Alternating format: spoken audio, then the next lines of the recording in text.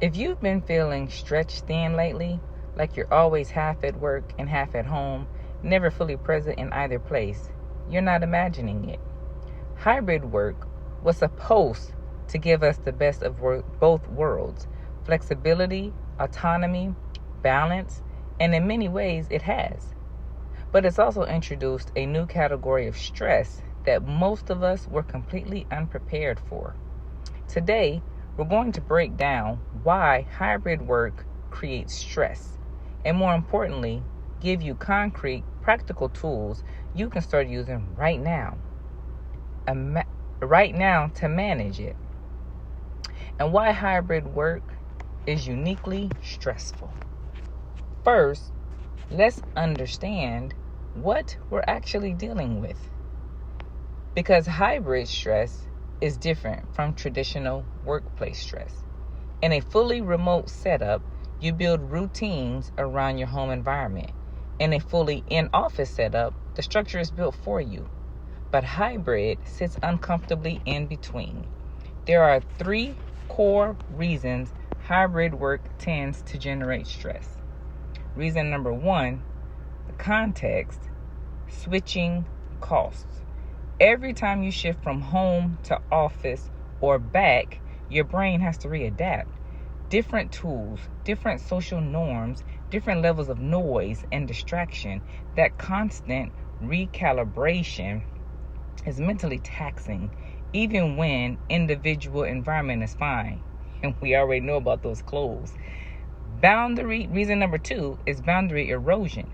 When your kitchen table doubles as your conference room, the psychological separation between work and personal life disappears. Research consistently shows that unclear work-life boundaries are one of the strongest predictors of burnout. And reason 3, visibility anxiety. In a hybrid setting, many employees, particularly who work from home more often, worry they're less committed or less productive than in their in-office colleagues. This proximity bias pressure leads to overworking. More emails, longer hours, less recovery time. Understanding these root causes is step 1. Now let's talk about what to actually do about them. Anchor your day with fixed start and end times.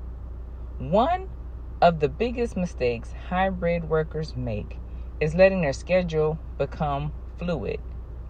I'm in my car right now picking up the kids after work. I'll just finish this up after dinner. I'll catch up on messages before work. Before long, work fills every available hour. Yes, it does. Pick a start time and an end time and treat them as non-negotiables, because this right here, this is non-negotiable.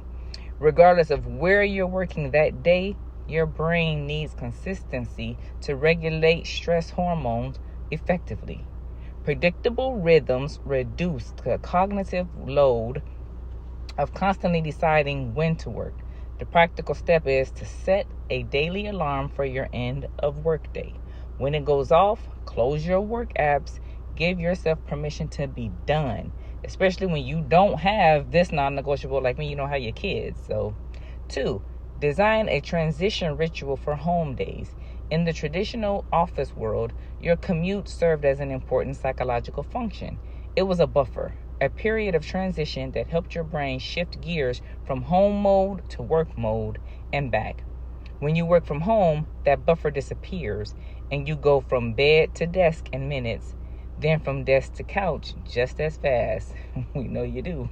The result, your nervous system never fully shifts and stress accumulates. You can recreate this ritual artificially. It doesn't need to be long or complicated. A 10-minute walk around the block, brewing a specific cup of coffee you only make on those work days. A quick journaling prompt.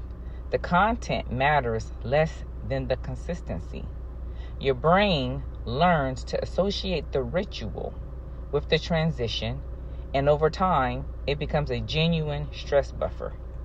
The practical step is choose one morning and one evening ritual you'll commit to on work from home days this week. Write it down.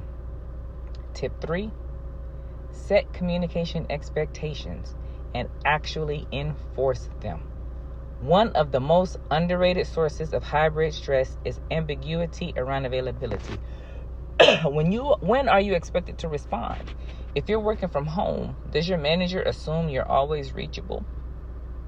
Are you checking Slack and Teams and all these other things at 9 p.m. just in case? Oh, excuse me, it's pollen. The solution is radical clarity. Have a direct conversation with your team, or if you're a manager, initiate that conversation about response time expectations. Share your working hours. Let people know when your head's up, down, and unavailable. Use calendar blocking to communicate your schedule visually. This isn't about being less responsive. It's about replacing anxiety-driven availability with intentional, sustainable engagement. The practical step is update your Slack and those other ones, status or calendar to reflect your actual working hours. Send a quick note to your closest collaborators outlining when you're typically available. And tip 4, batch your in-office days strategically. Not all work is equal. Collaborative work, brainstorming, relationship building, complex problem solving often benefit from in-person proximity. Focused, deep work often happens better at home with fewer interruptions, for sure. Many high-performing hybrid workers plan their weeks around this distinction. In-office days are loaded with meetings, check-ins, and collaborative sessions. Home days are protected for deep individual work. When you align your environment with your task type and your personality style, your learning style, you stop fighting your surroundings, and that alone reduces significant friction and stress. The practical step is look at your upcoming week. Can you batch your meetings and collaborative tasks to your in-office days? Try it for 1 week and see how it feels. Tip 5, build in recovery, not just productivity. This one sounds obvious, but it's the most neglected. Stress is not the enemy. Unrecovered stress is. Our bodies and minds are designed to handle periods of high demand, as long as those periods are followed by genuine rest. In a hybrid environment, the pressure to perform across multiple settings makes it easy to skip recovery entirely. Lunch gets eaten at the desk, evenings are spent catching up, weekends blur into work prep. Protecting recovery time, even short bursts throughout the day, is not a luxury. It's a performance strategy. A 10-minute break every 90 minutes has been shown to restore focus and reduce cortisol levels meaningfully. The practical step is to schedule 2 short breaks into your workday tomorrow. Put them in your calendar like a meeting. Honor them. Because you don't want to start something and then people aren't respecting what you have asked them to do, right? So hybrid work isn't going away. For millions of people, it's the new normal, and for good reason. The flexibility is real. The benefits are real, but so is the stress. If we don't design our work lives intentionally, the 5 steps we covered today, anchoring your schedule, building transitional ritual settings, anchoring your schedule, building transitional rituals, setting communication expectations, batching your tasks strategically, and protecting recovery time aren't complicated, but they require commitment. Start with 1, just 1. Pick the tip that resonated most, implement it this week. Notice what changes. If this video was helpful, share it with a colleague or a friend who's also navigating the hybrid work juggle. And subscribe to this channel, Tawana M. Lee, for more practical content on work, stress, and building a sustainable career. Thanks for watching. Take care of yourself and each other.